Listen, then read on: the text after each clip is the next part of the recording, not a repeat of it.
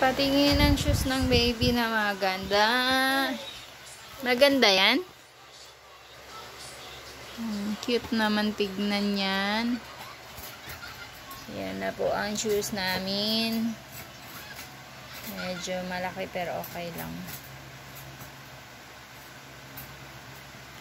Ay, ginagawa mo dyan? Bata. Ano na yan? Gawin mo dyan. Close mo na yan. Close na.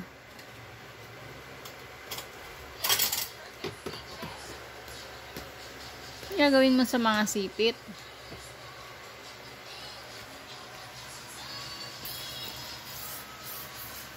Cute.